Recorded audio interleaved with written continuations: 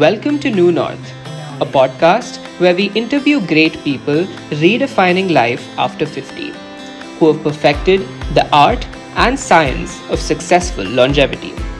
We dive deep to find out their methods and experiences that have helped them find their new north.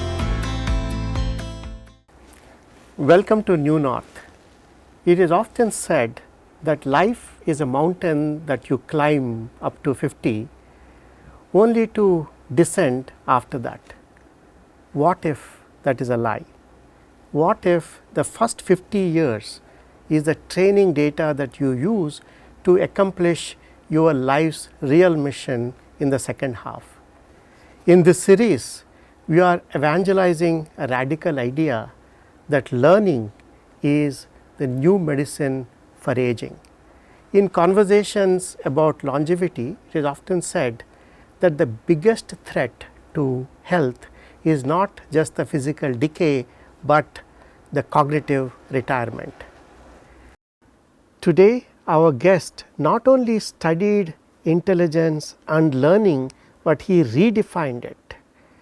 Professor Raj Reddy is a pioneer in artificial intelligence, machine learning and robotics. He won Turing Award, which is equivalent of Nobel Prize in computing. For our audience, especially those between 50 and 70, it is even more special because most of his audacious work for India has begun at the age of 60. Personally, I grew up admiring his work, and I was incredibly privileged to be under his wings, and I kind of tried to shape my academic journey under his influence, support and mentorship. Professor Reddy, welcome. It is such a joy to have you with us today. It's always a pleasure to be with you also. Thank you so much. So, again, we will have this conversation in a slightly candid manner. Sure. And I would like to sort of look at the very foundations, your very childhood. I know that you were born in Katur, in Chittoor district. And as a young boy in a village setting where the resources are scarce, there is something that have happened perhaps in your mind that programmed your mind, that you, before even becoming a pioneer in AI, what is that kind of that happened in that setting that kind of made you take up this path? Can you share some your experiences from your childhood? Yeah. The village I was born in Katur, is no different than most other villages. There were about 500 people at that time. Now there are probably about 1,000. My sister still lives there. Ah. So mostly it was not very eventful or remarkable. The only thing I remember is I didn't used to like to go to school, and I would go to school and skip and go and play somewhere else until I was caught and punished, and then I got my religion, and then I started going to school. So that is very interesting. Basically, at the age of 9, I went to school, elementary, what they used to call first form in Kalahasti, all the way to sixth form, SSLC. At that time, I had nobody else. My family was 10 miles away, and I could have probably turned out to be, a rowdy or a useless something. Somehow it turned out I was not a very studious person, but I did not go off and do crazy things without any adult supervision. Yeah. So it all worked out. Great. No, this I think the early childhood somehow does something to your mind, and then sort of why isn't that? For example, you were the other day you were talking about finding joy in solving some of these geometric theorems and Right, so right. on. And when did those experiences happen? What about your teachers and that kind of play must have played some role in it? Yes, the person probably that had most impact in my early upbringing is my mother's brother, my uncle, Mama, who kind of pointed out there are all these interesting theorems and writers and you'll enjoy it. All I needed was someone to say that phrase, so when it happened, I was kind of prepared. There is a saying, famous saying from Louis Pasteur, who discovered the germ theory of disease, and he said, he was looking at the petri dish and something that ought not to be black, it suddenly turned black. He said, accidents happen to prepared minds. Right. And I think in my case, my mind was kind of prepared by small inputs that I got from different points in time. Right. And that's what Fantastic. led to it. So on the other hand, I was very undisciplined reader. Whatever I could get my hands on, I would read. And there was a point in time I got kicked out of the class because I was reading some magazines that are not part of the thing. And the teacher caught me and kicked me out of this class for that day. Right. And so these things happen. And Sure. but I'm happy to have had that experiences. So I think the curiosity, staying with curiosity is, I guess, one of the Yeah. important elements. When after your time in Andhra Pradesh, you actually studied engineering in Guindy College, and then Yeah. also you went to Yeah. Australia. First I went to Loyola College. There, in those days, after you finished your 11th grade SSLC, before you can go to BA or BE, there was 2 years of what they call intermediate. Right. These days it's called PUC or something. That was in Loyola College. And that was very eye-opening because I went from Telugu medium to English medium, and I had to listen to all these lectures in English, and I didn't understand a word because many of them were from foreign priests. Father Sebastian is one of the people I remember. They were all either Scottish or Irish or Italian or something. So not only would they speak English in a funny way with their own accent, and I didn't understand any accents. So I would just sit there in the class and listen to what was being said, not understanding a word, and then I lucked out. Basically, there was a textbook for every subject, and I was able to pick up read the text for the lesson of the day and try to do the homework. And again, I think I lucked out. And you spent, of course, your PhD time at Stanford, and Right. then also you taught there for some time Yes. after your PhD, and then you moved on to Carnegie Mellon. Right, In 1994, you got your Turing Award, right. and that is the kind of the highest peak one can get in any academic life.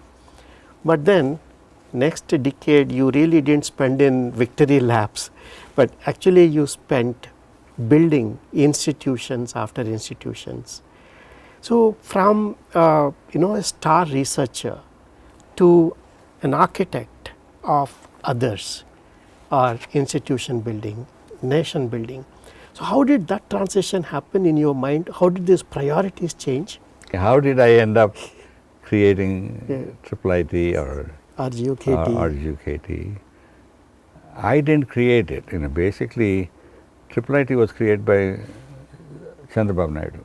He was the chief minister at that time, and he called me. I guess I was already known in the community as one of the early pioneers in the computing area. So in 1996, when he became the chief minister, 97 or 98, he invited Bill Gates to come, Yes. and he was already understood the power of computers. And at that time he called me and said, "Oh, by the way, we are setting up this IIIT. We want you to come and run this." Yes.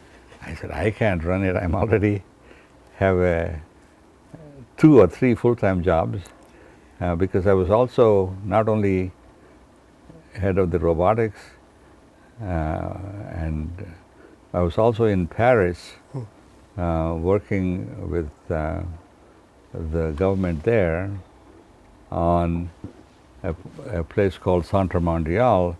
The goal was to use computing technology for betterment of society or humankind. And I was the chief scientist for that. So anyway,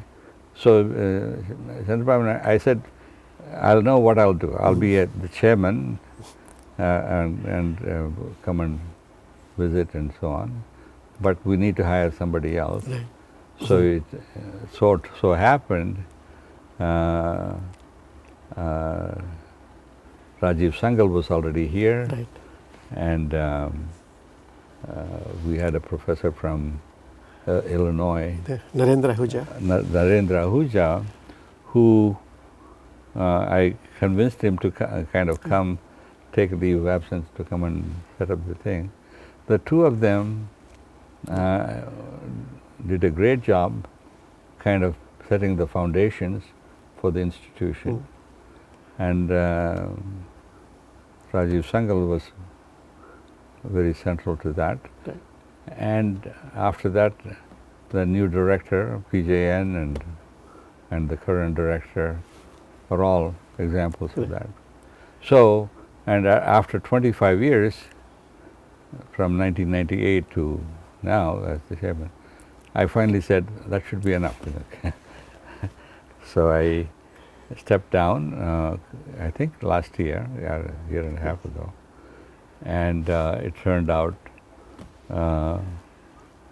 we were lucky to get Ashok Jhunjhunwala to become the new chairman, and we have a new head and so on. Sandeep Shukla. So the opportunities come. It's like accidents happen to Right. prepared minds. Sure, sure. And it turned out I was mentally ready, and the main issue was somebody asked me the question, saying, "Fine, what are you doing for the people that helped you to get to this place?" I said, "I've been very busy. I haven't done a thing for India until the 90s. So after this thing came, I was happy to help." I think Rajiv Gandhi Universities for Knowledge Technologies, RGUKT, is a very bold experiment, right? It kind of, I think it's a very radical experiment, so to say. Right. But then, that kind of reminds me of other thing that you say about John Gardner's tough-minded optimism. Right. It's essentially, we are, you always say this, it's good to have optimism, but then if you dig only at the surface level, if you don't go deeper, then you don't study it well, then you really don't come up with the right solutions to address it. You only come up with the surface level. But then all your journey, whatever the social experiment that you started for the benefit of the country, actually when you get into the problems after the problems and so on, but then to have this optimism where there is, you are actually prepared for the challenges, and then kind of solving one after one and so on, right? So, this is very unique to you. I mean, you never give up anything because it is getting tougher, right? Many things that I have been noticing. But then how does one how does one specifically cultivate this mindset? We need to do that. Basically, we're entering a new era with AI and computing. So a lot of the things that we do will be done by AI and computers and robots. So the question is, what are we going to do? What are human beings going to do? So we need to train people to be problem solvers, to kind of say, okay, I can't do this, but I'm educated, I'm trained, and I went to IIIT, and therefore, why can't I, what problem do you have? And so you need people. Right now, people are very, if you're in a classroom, you never ask a question. You don't want to interrupt, Right. don't want to. Especially if you're a girl, you never even say a word throughout. All of that has to change. Everybody has to speak up. But the good thing is, in a future class, your teacher will be an AI expert, AI assistant. And it's a personal tutor, one-on-one. And therefore, if you don't, if the AI assistant says, do this problem in algebra or calculus or something, and you don't understand it, you can say, I don't understand what you want me to do. It's a dialogue back and forth, because you have a one-on-one tutor, which you could not do before. Right.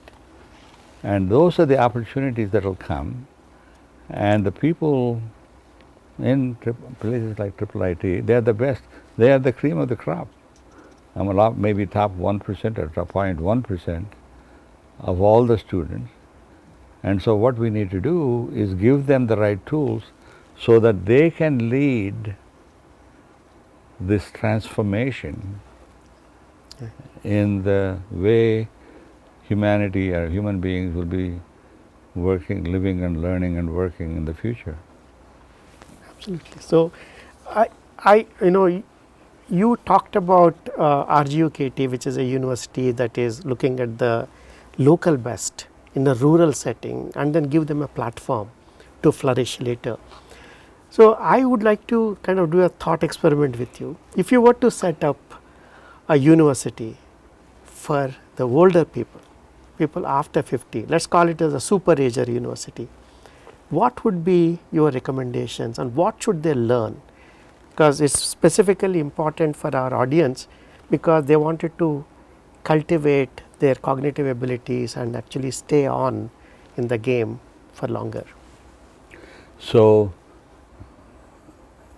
we're more or less at this right point in time where all these advances in artificial intelligence are going to come of age.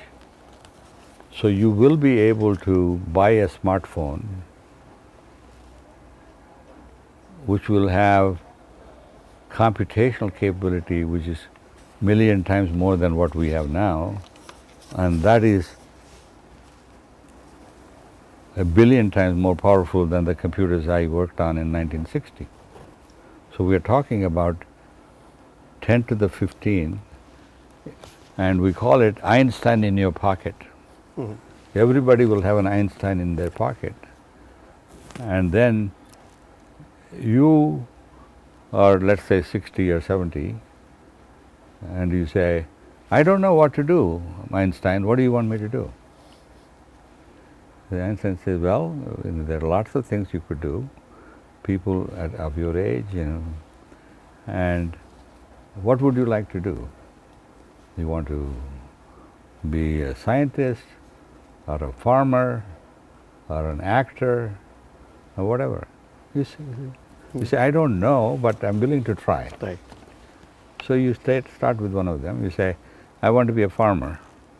Then your Einstein will ask, what do you want to farm? And so the whole Socratic dialogue of drawing out of you what you would like to do will happen. All of this will happen Right. in the next few years.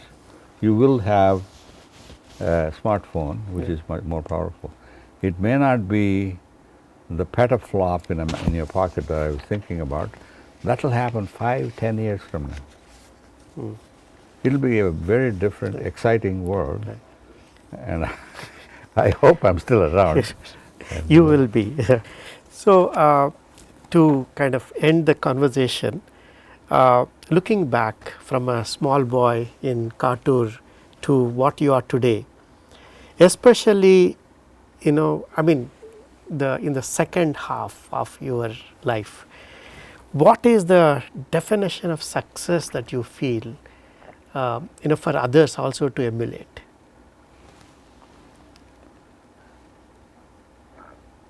I mean, what would be Yeah. a life lived well? Right. So basically, I never think of life in terms of success or failure. It's like a karma yogi, right? Karmanyevadhikarasya ma phalesu kadachana. You do whatever has to be done on that day, and you react, and then hopefully you're doing the right thing. Great, thank you. This is wonderful conversation. Professor Reddy, you once said the first 50 years of life is to understand how the world works and next 50 to change it. Our conversation today is perhaps the best prescription possible for a life well lived. For our audience, Professor Raj Reddy's story tells us that the new north is not a place to rest, but a place to reload. And learning is not a phase in your youth, but it is the heartbeat of longevity. If you think you have peaked, think again. Here is a man who started a university at the age of 70. The best work in your life is waiting for your audacity to begin. Thank you so much, Professor. Okay.